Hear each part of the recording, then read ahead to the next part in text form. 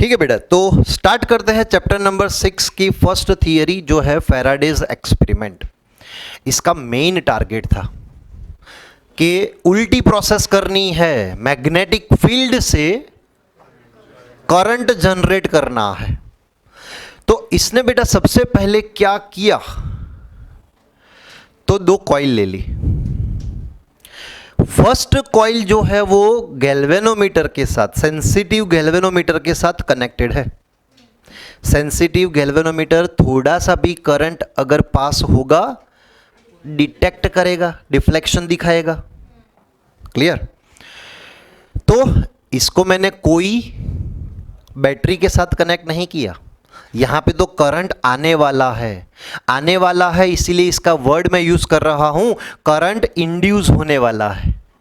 तो यहां पे जो करंट आएगा ना बेटा, उसका नाम रहेगा इंड्यूस्ड करंट। अच्छा, कोई भी सर्किट में करंट कैसे आता है? जब आप बैटरी कनेक्ट करते हो, बैटरी के पास होता है ईएमएफ, बराबर। ईएमएफ अगर बेटा आप कनेक्ट करते हो, ईएमएफ देते हो, तब जाकर सर्किट में करंट मिलता है। अगर करंट मिला मतलब आपने बैटरी कनेक्ट की, बराबर। यहां पे तो कोई बैटरी नहीं है, फिर भी करंट आने वाला है। तो समझ लेना बेटा, यहां पे करंट को प्रोड्यूस करने वाला कोई सोर्स जनरेट होने वाला है, जिसको हम बोलेंगे इंड्यूस्ड ईएमएफ। ईएमएफ मतलब बेटा वोल्टेज, बराबर। तो यहां पे जो करंट प्रोड्यूस होगा उसको हम बोलेंगे इंड्यूस्ड करंट। करंट तभी पॉसिबल है जब ईएमएफ प्रोड्यूस हो, तो वो ईएमएफ को हम बोलेंगे इंड्यूस्ड ईएमएफ, बराबर। ये जो अरेंजमेंट है, यहां पे इसको कनेक्ट किया हमने गैल्वेनोमीटर के साथ। सेकेंड कॉइल को मैंने कनेक्ट किया एक बैटरी के साथ, एक छोटे से सेल के साथ। स्विच ओपन रखी। फैराडे के माइंड में फिक्स था कि हम यहां पे स्विच बंद करेंगे, करंट पास करेंगे, इसका मैग्नेटिक फील्ड इसके साथ लिंक होगा एंड इसके मैग्नेटिक फील्ड की वजह से यहां पे करंट इंड्यूस होगा। ये बेसिक कॉन्सेप्ट था। तो ये इतना श्योर था कि बस ये अरेंजमेंट कर दी, बस स्विच चालू करूंगा, मुझे यहां पे करंट मिलने लगेगा। क्लियर? तो ये अरेंजमेंट कर दी। अब ये अरेंजमेंट के हिसाब से उसको तो पता ही था ना ये करंट मिलने वाला है। तो इसका मेन फोकस बेटा कहां था? गैल्वेनोमीटर पे। इसने क्या किया? स्विच यहां पे बंद कर दी। देखा आपने? कुछ तो हुआ। जैसे ही इसने स्विच बंद कर दी, यहां पे हल्के से थोड़ा सा डिफ्लेक्शन आया, डिफ्लेक्शन खत्म हो गया।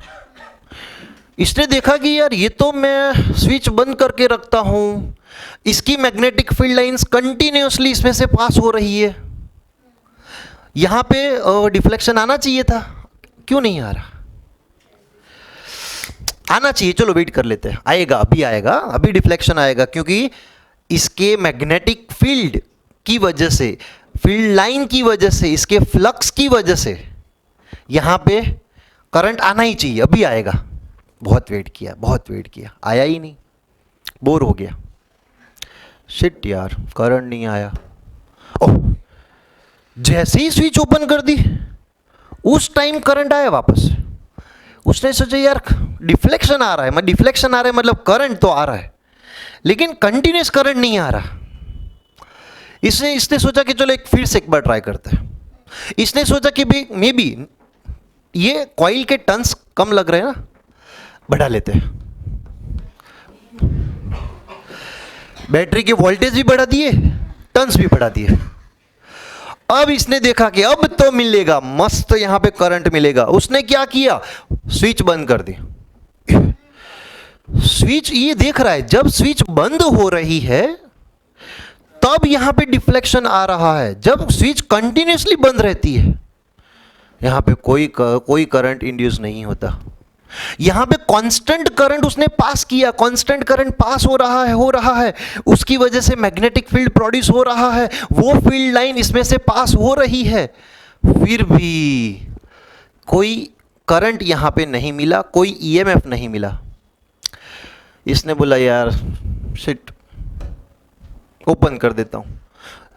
जैसे ही स्विच ओपन की डिफ्लेक्शन आया। अगर आप लोग वहां पे होते, ऐसा होता तो क्या करते पता है? स्विच को ठक ठक ठक ठक ठक ठक ठक ठक ट्राई करते बेटा, ठक ठक ठक ठक ठक। ओ हो, वो डिफ्लेक्शन देखो, पागल हो गया।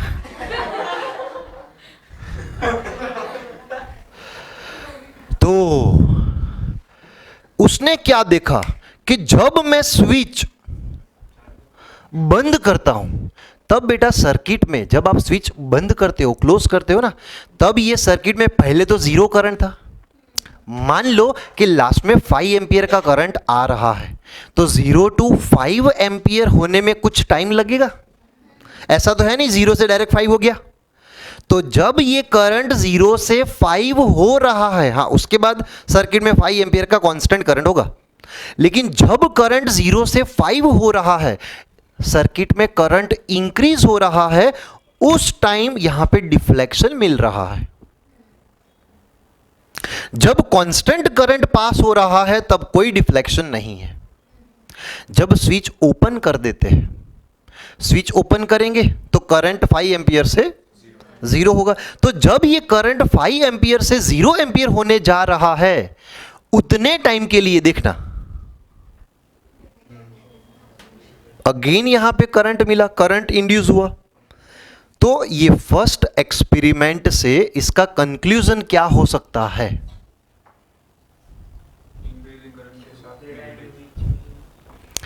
The change in current in first coil is responsible for the generation of induced EMF or current in the second coil। समझ में आ रहा है? यहां पे जब करंट चेंज होता है ना, तब ये वाली कॉइल में करंट या फिर EMF इंड्यूस होता है। The change in electric current in the first coil is responsible for the generation of induced current in the second coil। Clear? Steady current is not responsible. Change in current is responsible for the generation of induced current। ये first observation, first practical, clear, जिसमें क्या किया, दोनों coil को fix कर दिया था। एक कॉइल को गैल्वेनोमीटर के साथ, दूसरी कॉइल को बैटरी के साथ, एंड एक स्विच कनेक्ट कर दी। मान लो बेटा ये एक्सपेरिमेंट आपको घर पे करना है, कर सकते हो, इसमें कोई बड़ी बात है नहीं। लेकिन प्रॉब्लम यह है कि आपके पास गैल्वेनोमीटर नहीं था। इसमें से एक स्टूडेंट बोलेगा सर मेरे पास तो है, लैब से लाया था। ऐसे होते बेटा कुछ कुछ लोग, मैंने देखे। मैं जब पढ़ता था तब मैं देखता था कि पहले तो स्टार्टिंग में बहुत सारे मीटर हुआ करते थे, लास्ट में 2-3 मीटर ही रहते थे। फिर मैं अपने आप को मना लेता था कि सर ने अंदर रख दिए होंगे, लेकिन एक्चुअली कुछ अलग होता है। तो अगर आपके पास घर में कोई गैल्वेनोमीटर नहीं है, कोई बात नहीं बेटा, गैल्वेनोमीटर नहीं है, बल्ब है अगर आपके घर में, मार्केट में तो इजीली मिल जाता है मार्केट में। अगर आपके पास बल्ब है ना, तो बल्ब कनेक्ट कर सकते हो। अगर आप बेटा यहां पे बल्ब कनेक्ट कर देते हो तो भी कोई टेंशन नहीं। एक्चुअली यहां पे मैंने अंदर फेरोमैग्नेटिक सब्सटेंस रखा। क्यों? क्योंकि इसकी जो मैग्नेटिक फील्ड लाइन है ना, वो इसके साथ मैक्सिमम पास हो सके इसलिए।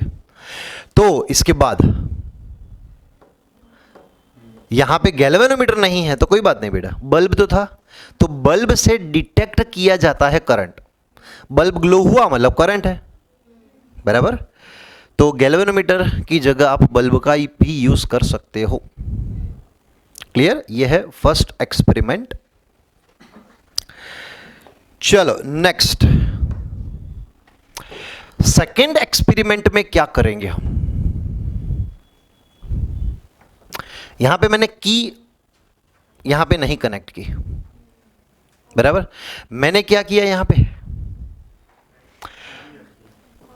सिंपल बेटा, 2 कॉइल है, फर्स्ट कॉइल को गैल्वेनोमीटर के साथ कनेक्ट किया है, सेकेंड कॉइल को बैटरी के साथ कनेक्ट किया है। फर्स्ट ऑब्जर्वेशन से हमने ये देखा था change in current in the first coil is responsible, लेकिन ये वाले केस में तो मैं कांस्टेंट करंट पास कर रहा हूं, क्लियर। लेकिन मैंने अब क्या किया, फर्स्ट कॉइल को फिक्स रखा है, वो हिलने वाली है नहीं, सेकेंड कॉइल को मूवेबल रखा है, क्लियर। अब ये सेकेंड ऑब्जर्वेशन में चलो क्या करेंगे, ध्यान से देखना। अभी ये कॉइल जो है दूर है, मैं इसको धीरे धीरे पास में ला रहा हूं। देखो मैं इसको पास में ला रहा हूं, दूर लेकर जा रहा हूं, कोई यहां पे इफेक्ट है नहीं। हाँ देखना, जैसे ही मैं सेकेंड कॉइल को नजदीक लेकर आया आया आया आया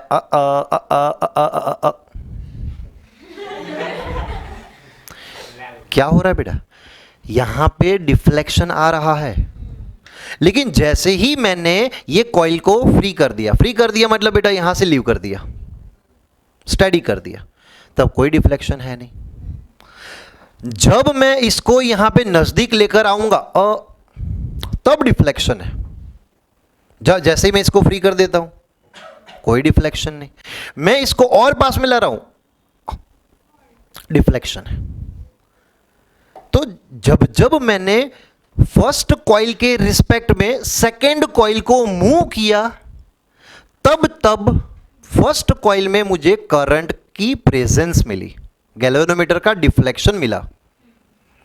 तो हम क्या बोलेंगे यहां पे, रिलेटिव मोशन। फर्स्ट कॉइल को स्टडी रखा, सेकेंड कॉइल को मूव किया, तो यह है रिलेटिव मोशन। जब दो कॉइल के बीच में रिलेटिव मोशन होता है तब यहां पे करंट या फिर ईएमएफ इंड्यूस होता है। ऐसा नहीं कि फर्स्ट कॉइल को आप स्टेडी रखते हो, सेकेंड को मूव करो, उल्टा भी कर सकते हो, सेकेंड कॉइल को स्टेडी रखो, फर्स्ट कॉइल को मूव करो, तो भी बेटा यहां पे करंट इंड्यूस होगा। समझ में आया? देखो बेटा, अब अगर मैं यहां पे इसको और नजदीक लाता हूं, हाँ, जब रिलेटिव मोशन होता है डिफ्लेक्शन आता है। आपने बेटा देखा होगा कि जैसे जैसे मैं ये कॉइल को नजदीक लेकर आया, इसका डिफ्लेक्शन कौन सी डायरेक्शन में आया, इस साइड। अगर मैं ये कॉइल को दूर लेकर जाऊं, डिफ्लेक्शन देखो बेटा ऑपोजिट डायरेक्शन में हो गया। ये डिफ्लेक्शन क्या रिप्रेजेंट करता है, करंट की डायरेक्शन, ये डायरेक्शन या फिर ये डायरेक्शन, बराबर। करंट की डायरेक्शन यहां पे ये पॉइंटर के डिफ्लेक्शन पे डिपेंड करता है। डिफ्लेक्शन चेंज हुआ मतलब करंट की डायरेक्शन जो पहले इस डायरेक्शन में थी वो रिवर्स हो चुकी है, बराबर। तो एक कंक्लूजन फर्स्ट एक्सपेरिमेंट से निकला, when the two coils are steady then the change in current in the first coil is responsible for the generation of induced current in secondary coil। दोनों कॉइल स्टेडी थी। यहां पे क्या देखा हमने, the relative motion between the two coils is responsible for the generation of induced current। when the relative motion is reversed, the direction of induced current get also reversed। जैसे बेटा इसको मैं दूर लेकर गया तो इसका डिफ्लेक्शन ऑपोजिट डायरेक्शन में हो गया ना, क्लियर। तो जब आप रिलेटिव मोशन को रिवर्स कर देते हो, इंड्यूस्ड करंट की डायरेक्शन भी रिवर्स हो जाती है। 3 पॉइंट समझ में आए। नेक्स्ट फोर्थ पॉइंट देखो बेटा, मैं ये वाली कॉइल को धीरे धीरे धीरे धीरे धीरे धीरे धीरे मूव कर रहा हूं। एक काम कर रहा हूं, देखना फास्ट लेकर आऊं मैं। अगर बेटा ये कॉइल को मैं एकदम फास्ट लेकर आता हूं ना, तो यहां पे डिफ्लेक्शन बड़ा मिलेगा। देखो मैं कॉइल को धीरे धीरे ला रहा हूं तो डिफ्लेक्शन देख लो। मैं अगर यही कॉइल को फास्ट लेकर आऊं तो डिफ्लेक्शन बड़ा मिलेगा। इसका मतलब इसका ऑब्जर्वेशन क्या हो सकता है, when the relative motion is increased relative motion बेटा आप फास्ट कर देते हो, the magnitude of induced current, magnitude बड़ा मिलता है, बराबर, the magnitude of induced current is also increased. Clear है? फास्ट दूर लेकर जाओ तो डिफ्लेक्शन बड़ा मिलेगा, मतलब यहां पे करंट ज्यादा इंड्यूस होगा। समझ में आया ना? अब एक बार हुआ क्या कि यही फैराडे के पास कोई बेटा यहां पे दो कॉइल नहीं थी, एक ही कॉइल थी, हाँ, लेकिन उसके पास एक मैग्नेट था, मेरा एक कॉइल है, एक मैग्नेट है। चलो, इसने क्या किया, ये मैग्नेट को यहां से धीरे धीरे ये नजदीक लाया, नजदीक लाया, नजदीक लाया, नजदीक लाया।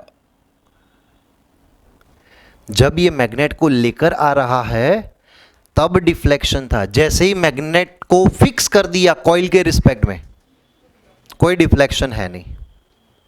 यहां पे हम क्या बोलेंगे, relative motion between coil and magnet, relative motion is responsible. तो अब आगे वाले एक्सपेरिमेंट एंड ये एक्सपेरिमेंट को मिक्स कर रहा हूं। The relative motion between two coils और the coil and the magnet is responsible for the generation of induced current. Clear? Second point क्या था उसमें, when the relative motion is reversed the direction of induced current is also reversed। बेटा इसको मैं नजदीक लेकर आया, डिफ्लेक्शन इस साइड मिला, इसको मैं दूर लेकर जाऊं, डिफ्लेक्शन इस साइड मिलेगा। थर्ड ऑब्जर्वेशन क्या था, when the relative motion is increased magnitude of induced current is also increased। Clear है? तीनों पॉइंट सेम थे, लेकिन वहां पे दो कॉइल के लिए थे, यहां पे एक कॉइल एंड एक मैग्नेट के लिए। सही है? ठीक है बेटा।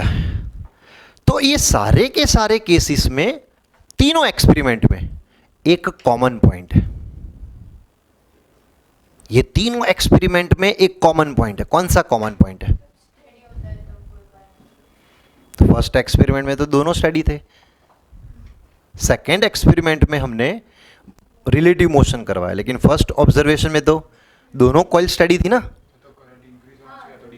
हाँ, लेकिन मुझे तीनों एक्सपेरिमेंट के लिए एक कॉमन पॉइंट बोलना है।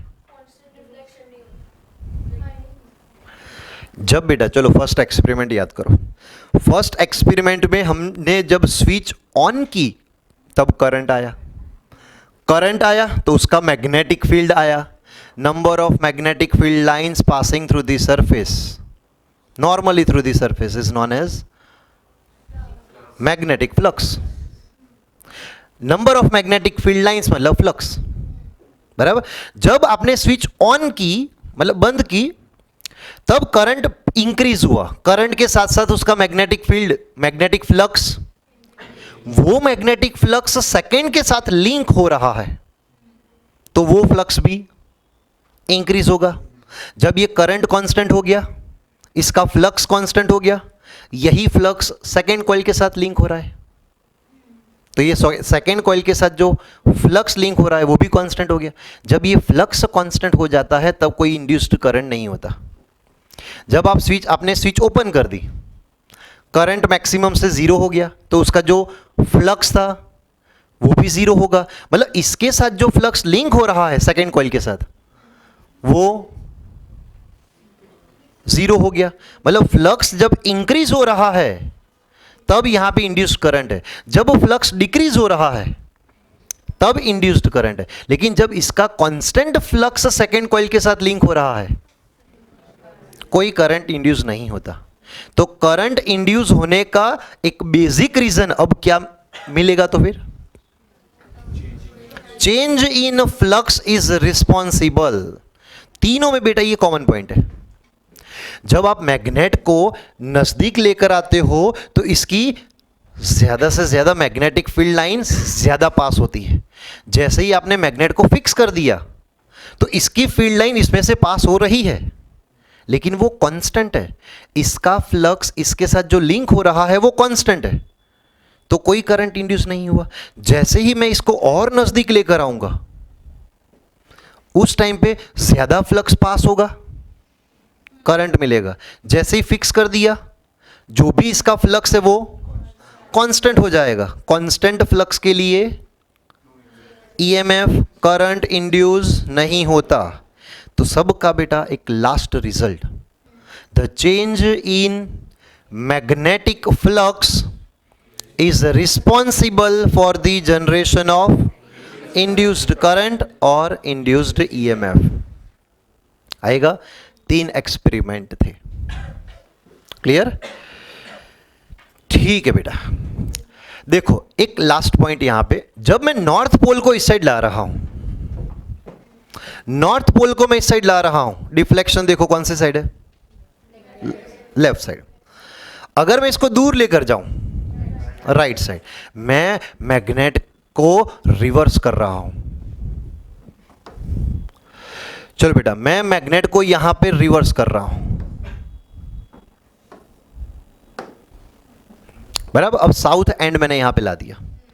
अगर आप साउथ एंड को यहां पे नजदीक लेकर आते हो, देखो उल्टा हुआ, नॉर्थ लाते हो तो करंट इस डायरेक्शन में था, दूर लेकर गए करंट ऑपोजिट डायरेक्शन मिला। लेकिन अगर मैं साउथ लेकर आऊं ना, तो पहले जो डायरेक्शन मिलती थी उसकी रिवर्स डायरेक्शन मिली। साउथ लेकर आओ, इस साइड मिला, साउथ को दूर लेकर जाओ, ऑपोजिट डायरेक्शन मिला। सर ऐसा क्यों हुआ? तो इसका रीजन देने वाला है लेंस। क्लियर? फैराडेज एक्सपेरिमेंट से हमने सिर्फ ये देखा कि कोई भी कॉइल के साथ जब फ्लक्स लिंक होता है, ये फ्लक्स चेंज होता है, तब यहां पे करंट इंड्यूस होता है। जब कांस्टेंट फ्लक्स लिंक होता है कोई करंट इंड्यूस नहीं होता। क्लियर?